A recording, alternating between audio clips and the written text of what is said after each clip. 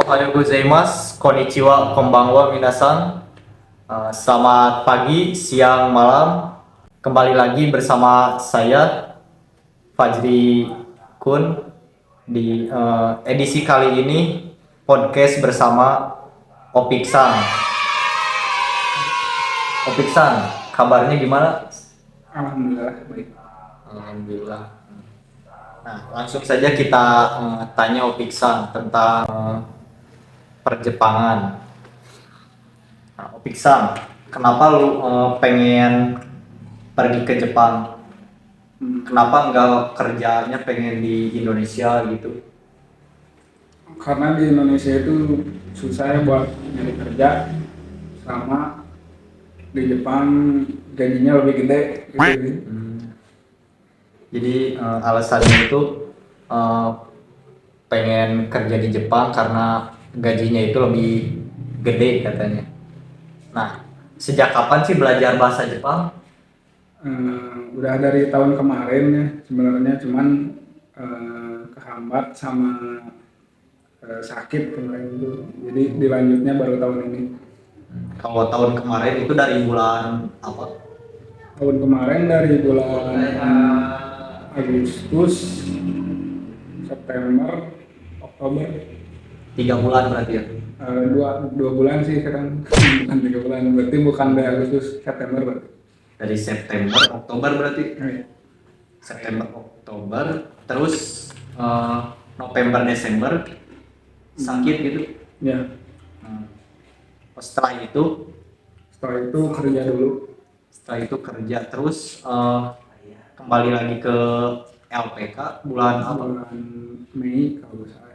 Mei nyampe Mei sampai Agustus. Mei sampai Agustus. Nah, kalau step by step belajar bahasa Jepang itu gimana pelajarannya step by step di belajar di LPK gitu? Yang pertama kali banget masuk tahun kemarin itu belajar huruf dulu ya. Hurufnya kan ada dua, hiragana sama katakana. Nah, yang paling penting itu hiragana sih, cuman katakana juga sama pentingnya. Cuman lebih penting lagi hiragana. Itu udah dasar, jadi nggak boleh sampai lupa.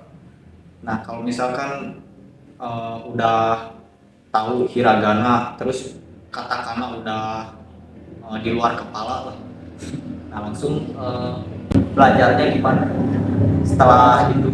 Setelah itu masuk bab sih. Cuman sebelum masuk bab itu ada belajar dulu kotoba dasar dulu. Ada kotoba dasar, terus belajar angka juga, sama kan tiap pagi ada asarensu. Nah, biasanya itu suka diulang-ulang. Asarensu tuh apa itu? Itu latihan pagi kalau nggak salah artinya. Kalau nggak salah ya. Latihan pagi kayak Jadi kayak misalnya Jiko Sokai, perkenalan biasanya sih. nah setelah misalkan setelah beres hiragana, katakana, terus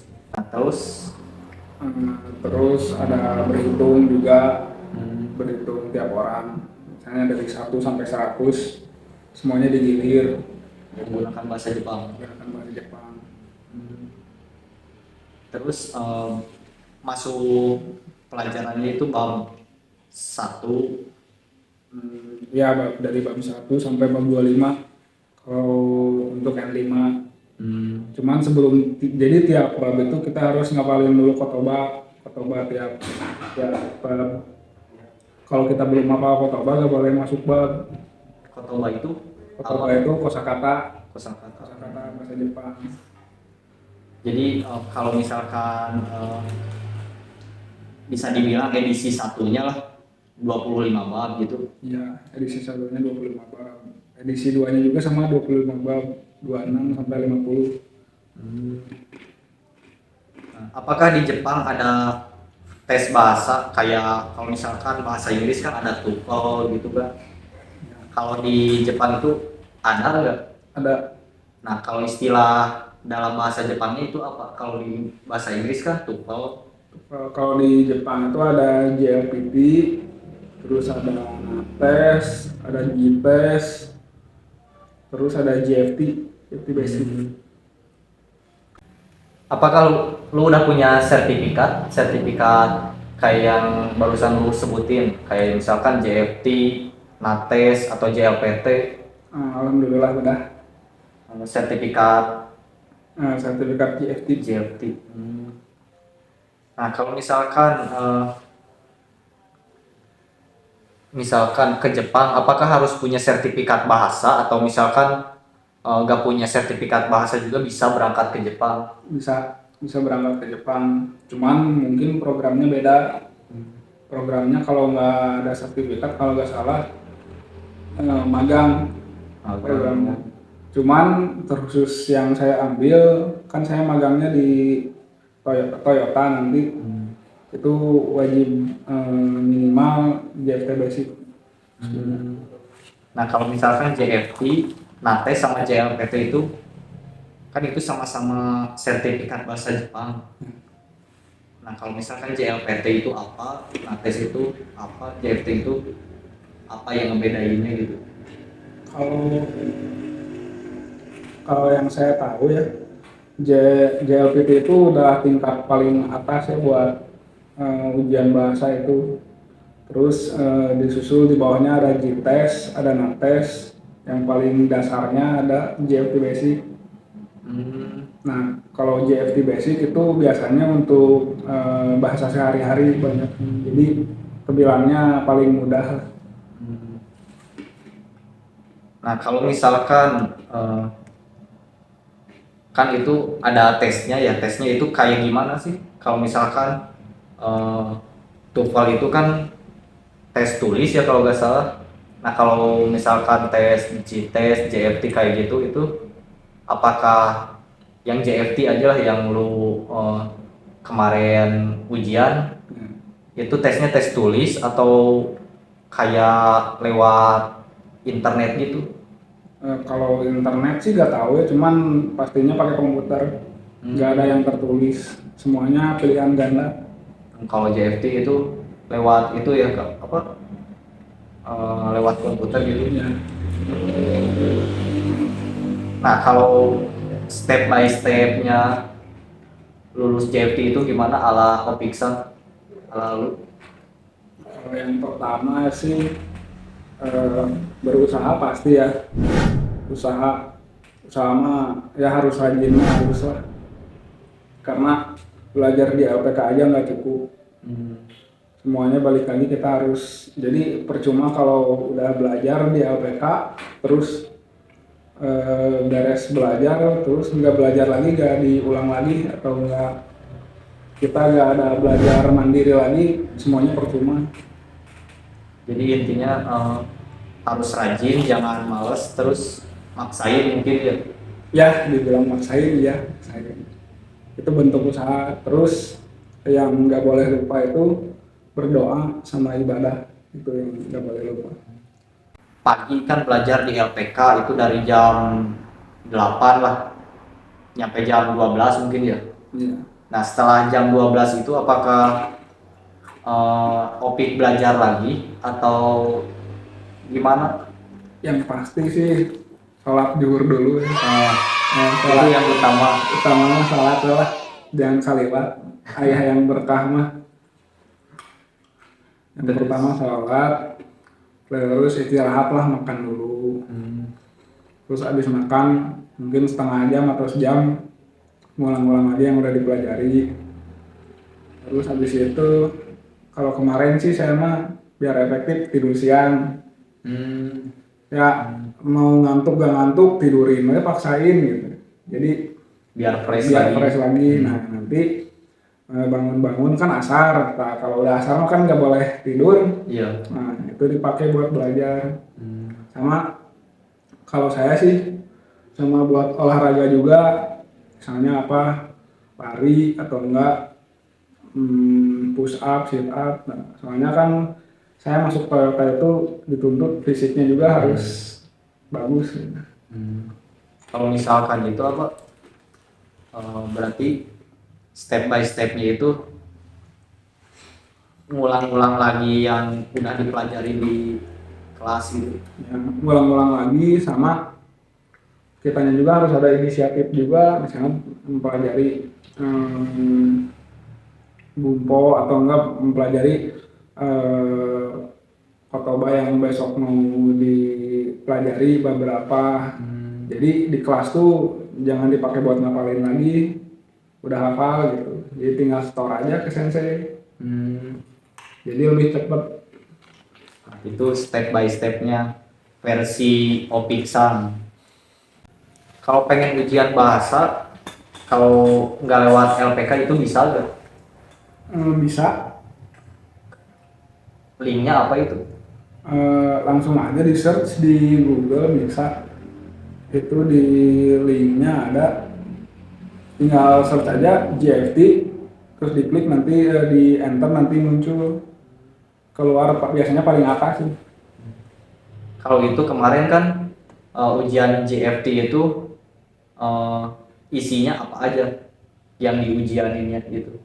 Itu ada vocabulary, terus ada kosakata, terus kanji, sama cokai, sama satu lagi itu dokai. Cokai itu Cokai itu listening, kalau dokai itu reading, membaca. itu berapa soal semuanya? Kalau nggak salah teh semuanya total 50 soal. 50 soal. Nah, kalau itu skornya lu berapa kemarin skor lu? Alhamdulillah pas banget 200. Oh, jadi minimal skornya itu harus 200. Ya, Kalau paling sempurna itu nilainya berapa? 250. 250. Nah, kalau udah lulus JFT itu eh, biasanya skornya langsung keluar atau misalkan nunggu dulu beberapa minggu atau berapa bulan? Langsung keluar kalau Langsung lulus keluar. JFP. Kalau tes yang lain sih kalau nggak salah mah nunggu dulu beberapa bulan, kayak JLPT itu nunggunya nggak tahu sebulan atau berapa bulan ya. Oh, kalau JFT itu langsung keluar Saya skornya. langsung keluar Hmm. skornya. Tapi itu sertifikatnya langsung bisa diambil gitu. Sertifikatnya biasanya sih kalau misalnya ujiannya hari itu biasanya tengah malamnya baru keluar, Oh, tengah malamnya udah bisa dicek gitu. udah bisa dicek biasanya tengah malam. Berarti enggak itu ya apa sertifikatnya berupa online atau langsung dikasih selembaran sertifikat Dikasihnya online, online. Oh, jadi kita yang print ya. kita yang print aja. Jadi nanti udah ada di apa, di profile kita, di profile apa JFT kita di web. Nah, kalau yang paling sulit itu dari semua pelajaran bahasa Jepang yang paling susah belajarnya belajar apa? Apakah dari pendengaran atau mungkin eh, dari readingnya? Kan kalau misalkan kemarin tuh eh, Andresan yang sulit itu kanji katanya. Nah, kalau dari saya sih yang sulit dokai, soalnya itu nilai paling kecil saya dokai kemarin. Jadi reading yang paling sulit itu. Sulit itu soalnya kan kita harus menguasai kotoba, menguasai juga kanji, sama menguasai juga pola kalimat sekaligus. Beda kan kalau sama yang lain, kalau yang lain kan terpisah, kanji kanji aja, pola kalimat pola kalimat. Kalau yang bagian sebelum dokai Iya. itu sih yang bikin sulitnya. Sama kemarin pas saya ngerjain, emang kanji paling sulit itu adanya di dokai. Katanya itu apa ada kanji-kanji yang level-level atas ya, dikit-dikit ada katanya. Kalau itu mah pasti sih, soalnya kan kanji itu nggak, kan ada, selain ada kanji tunggal, ada juga kan kanji yang nggak tunggal dan artinya beda.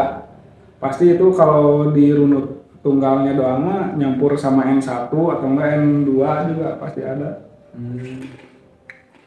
Nah, kalau itu apa ngomong-ngomong kan Opik ini S1 teknik. Nah, kalau misalkan di Jepang ada niatan ini gak lanjut ke engineering gitu? Ada niatan pengen pengen ganti visa lah, jangan magang terus biar gajinya naik.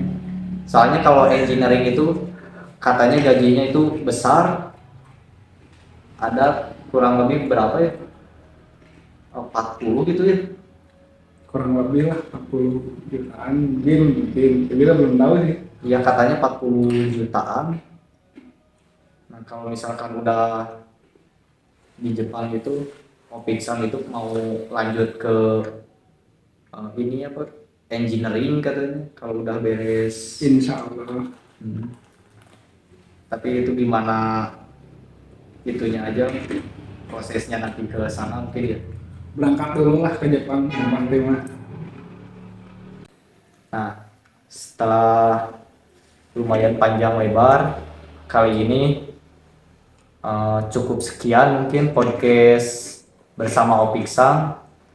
Pada Opiksan, terima kasih telah menyempatkan waktunya untuk sharing-sharing ke channelnya Fajri Kun, dan mudah-mudahan buat kalian juga bermanfaat. Semoga termotivasi oleh Opiksan, dan yang mau berangkat ke Jepang, gambate, semangat, Mentalnya harus kuat. mental harus kuat katanya.